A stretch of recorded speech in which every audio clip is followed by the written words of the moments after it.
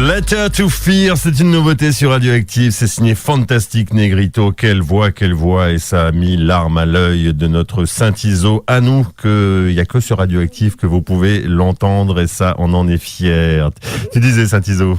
C'était tellement beau, j'ai fondu comme une savonnette. C'est malin, malin. Tu vas même plus être énervé maintenant. Comment on va faire?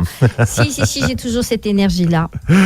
Comment vas-tu déjà? Eh bien, en direct du ciel, tout va très bien. En direct du ciel, et ce ciel que tu quittes chaque mercredi pour venir faire la chronique pourfendeuse de normes. Voilà, on a évoqué les barrages et surtout le fric qui va surtout aller dans les poches de je ne sais pas qui d'ailleurs. Parce on ne sait pas encore qui, mais en tout cas, on a évoqué ça la semaine dernière. Quel sujet t'abordes? Si, quand même, avant. Petite réflexion, parce que toi qui vois tout, qui est l'omniscience et l'omnivision forcément depuis le ciel, tu vois très bien ce qui se passe un petit peu au sud-est, au sud-est de notre département. Je fais évidemment allusion à Notre-Dame-des-Landes. Une petite réflexion là-dessus? Je suis attristée. On serait à moi. Vraiment, c'est navrant. Et pourtant, ça résiste, hein. Ouais, dans ce sens, ça résiste. En tout cas, c'est à suivre. Je te la pose à boule pour point. Je t'avais pas du tout prévenu, mais voilà, je voulais quand même avoir un petit peu ta. Là, moi, ce que j'ai reçu, c'était principalement sur Facebook, parce que Saint-Iso, quand même, de temps en temps, s'informe aussi. Chez Zuckerberg. Voilà. Eh bien, ce que j'ai vu m'a profondément attristé. Ouais. Mais il paraît que les gendarmes eux-mêmes commencent à en avoir un peu marre, déjà au 3e jour. Donc, j'ai vu parce passer que les ça. gendarmes ont du cœur. Je veux dire, voilà, quand on voit ça. Voilà. Non, puis ils en ont marre d'être traités. Je cite l'un des officiers, évidemment sous couvert d'anonymat. On est de la chair à canon et on en a déjà marre. Ouais. Voilà. Enfin bref, la parenthèse se referme. Voilà. On t'écoute, Saint-Iso. Eh bien, aujourd'hui, mon cher Marcus, nous allons parler d'une loi. Alors, la loi du secret des affaires. La loi du secret des affaires. Alors moi, ce que je trouve dans cette loi du secret des affaires, la loi du secret des affaires. Je vois très bien ça à quoi tu fais allusion. Oui, la loi du secret des affaires. Alors, qui est en cours d'élaboration, qui sera certainement bientôt, votée. Oui, bien sûr, elle est passée chez nos députés et puis certainement qu'elle va se durcir en passant par le Sénat, n'est-ce pas? Eh bien, cette loi du secret des affaires, moi, j'ai envie de féliciter quand même notre gouvernement parce que c'est un gouvernement en marche. Hein. On voit bien à quel point notre gouvernement a la frite. Quoi. Alors, je ne sais pas s'il marche à la cocaïne, s'il marche à la caféine, enfin, que des boissons, c'est ça, que des boissons énergétiques, bien entendu, quoi. Et en tout cas, ça y va, les réformes. C'est que j'ai même vu, alors là encore, je me permets d'intervenir dans ta belle chronique, mais j'ai même vu un article du Monde Diplo, Big Up Roland, qui disait que c'était une manière de gouverner, une manière finalement de pas laisser souffler les uns et les autres, que de faire une succession comme ça de réformes. On n'a tellement pas le temps de se poser la question, de se poser, de peut-être se révolter ou être d'accord ou pas d'accord. En tout cas, il paraît que c'est une manière de faire de la c'est de la stratégie politique, quoi. Évidemment, quand les lois sont élaborées par les députés En Marche, elles sont faites en marchant. Hein. Alors je me disais, les députés qui marchent, ils doivent être un petit peu essoufflés. Quand tu es essoufflé, tu n'as pas trop de temps de réfléchir. Et puis alors les députés qui ne sont pas des députés En Marche, eux, ils ne marchent pas. Hein. Donc forcément, ils sont ralentis. Hein, et comme ils ne sont pas invités, je pense qu'ils ne doivent pas être très très contents. Mais pour autant, donc cette loi, elle va passer, elle passe. C'est quand même très impressionnant. Mais c'est pas celle dont on a le plus parlé. Je ne sais pas si tu as remarqué. Hein. Non, bien sûr, c'est pas celle dont on a le plus parlé. Donc cette loi du secret des affaires, elle va protéger qui? Elle va protéger la grande industrie. Bien sûr. Alors elle s'incruste, elle s'imbrique dans la traçabilité. La traçabilité qui est vraiment une idéologie fabriquée de toutes pièces au service de la grande industrie. Donc la traçabilité, elle prône quoi? La traçabilité, elle prône la transparence. Hein. Alors on voit bien justement que le gouvernement En Marche n'est pas une contradiction près, parce que voter la loi, faire passer la loi du secret des affaires alors qu'on est pour la transparence, ça peut faire un peu rigoler. Hein. Le faire qu'avec les députés En Marche alors qu'on parle d'égalité, ça peut faire un peu rigoler tranquillement aussi. Hein, voilà. Alors les choses, quand ça passe par le 49.3, ça passe par les ordonnances, ça passe par les procédures accélérées. on peut encore se poser la question de la démocratie. Voilà. Bon, alors la loi du secret des affaires, elle protège donc la grande industrie. Alors évidemment, les implications, il y a des implications juridiques, sociales, environnementales, sanitaires, graves quoi. Forcément, on peut se demander si, une fois cette loi passée, des scandales tels que les œufs au fipronil, le Mediator, le bisphénol A, les Panama Papers, LuxLeaks, enfin tout ça quoi. Tous ces scandales qui d'ailleurs ont éclaté une fois qu'on s'est retrouvé devant un fait accompli entre parenthèses. Oui, bien entendu. Une fois qu'il y avait des malades et des morts. Voilà, oui, bien sûr. Ils ont éclaté surtout grâce aux lanceurs d'alerte, grâce aux insiders. Bien sûr. Ceux qui sont dedans et qui font ressortir ces informations qui sont très importantes et qui défendent bien sûr l'intérêt général. Donc on peut se poser la question de comment le gouvernement pense l'intérêt général, parce que c'est un défaut de vision, je crois. Soit il a de la baie sur les carreaux, soit c'est nouveau, ça vient de sortir, quoi. On s'en fout pas mal de l'intérêt général. Donc on voit à quel point aussi la traçabilité, ce qu'elle défend. Exactement. Bien sûr, la traçabilité, ce qu'elle défend, et bien justement grâce à la loi du secret des affaires, c'est la protection de la grande industrie à tout prix. C'est ce qu'elle projette aussi, et toujours, ma foi, c'est d'assurer des rentes à l'État. Bien sûr, assurer des rentes à l'État.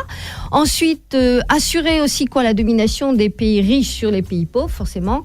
Ensuite, si on peut quand même éliminer les indépendants, les petites entreprises pour pouvoir récupérer les parts de marché, et puis neutraliser, bien entendu, toutes les possibilités d'alternatives, et puis tant qu'à faire, neutraliser aussi les syndicats. Donc là, c'est de plus en plus clair, même si ce gouvernement, finalement, vote pour l'opacité.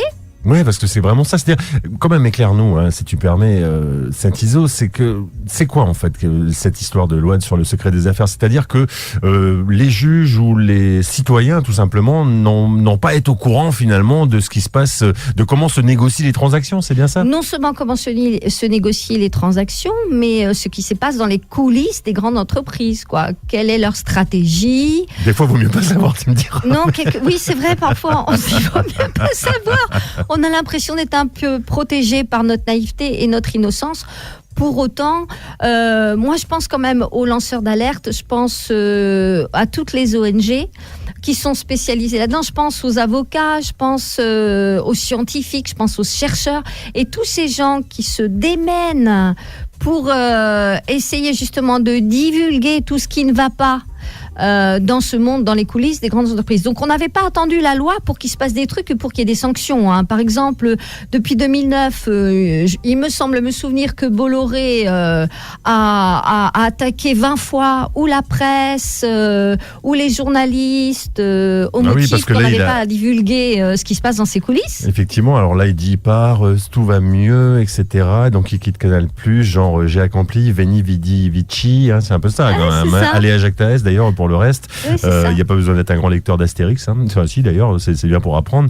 Mais en tout cas, ce qui est terrible, c'est qu'il a complètement tout bousillé, parce qu'on peut le dire, il a tout bousillé de ce qui faisait finalement un rédactionnel, ce qui faisait un esprit, quelque chose d'un petit peu rebelle. En 2 ans, il a viré tout le monde. Maintenant, c'est Hanouna, c'est génial. Enfin, voilà, tu vois ce que je veux dire. Soyez crétins et ça va aller beaucoup mieux.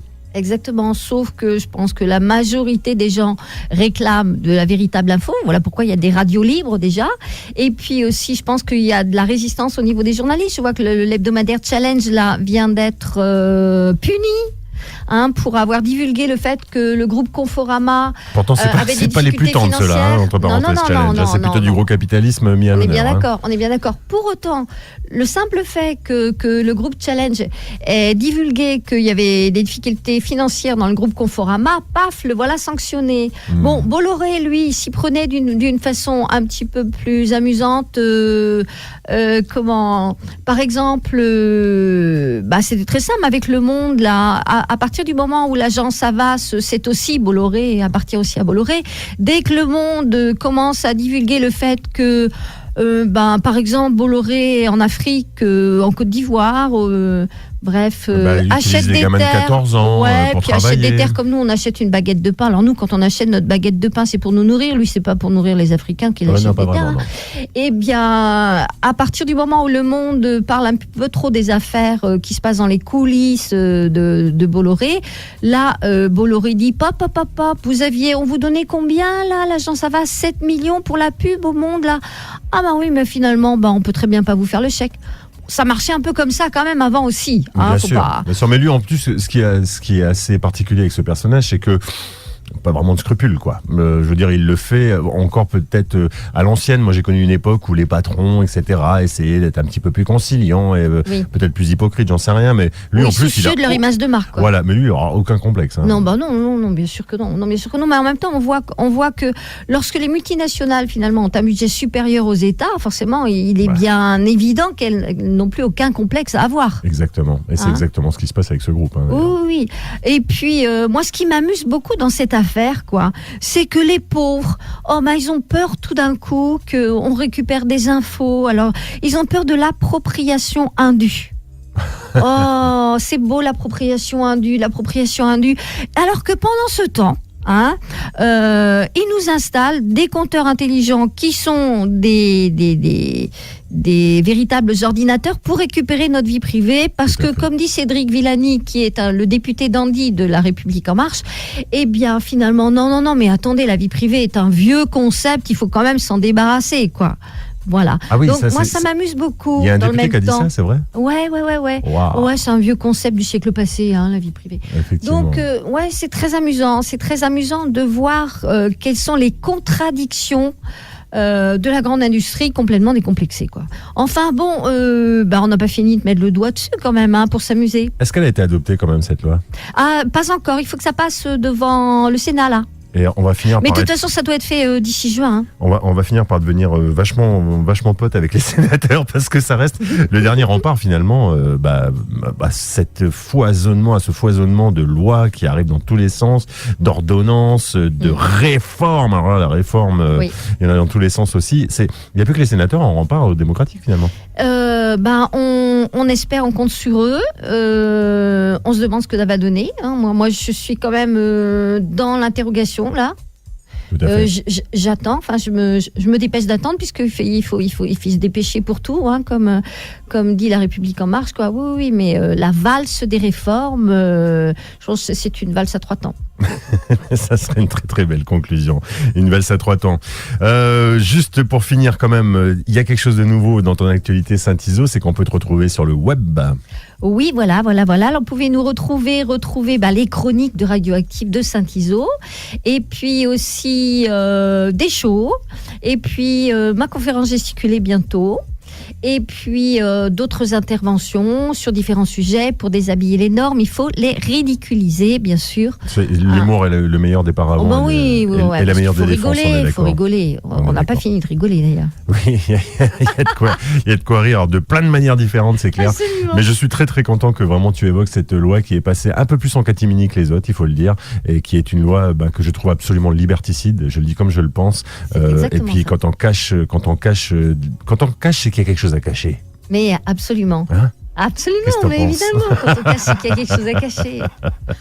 Merci beaucoup, Saint-Iso. C'était un plaisir. Marcus. On te retrouve mercredi à Toujours un 18h40 pour la suite de ces rubriques. Et puis bonjour à tous ces 5 qui nous regardent. Et fais un gros bisou à Jacques Higelin qui vous a rejoint. Oui, mais je n'y manquerai pas. Carrément. Il est 18h56 sur Radioactive. Écoutez, j'espère que vous avez passé un bon moment à l'écoute de cette Active Yourself.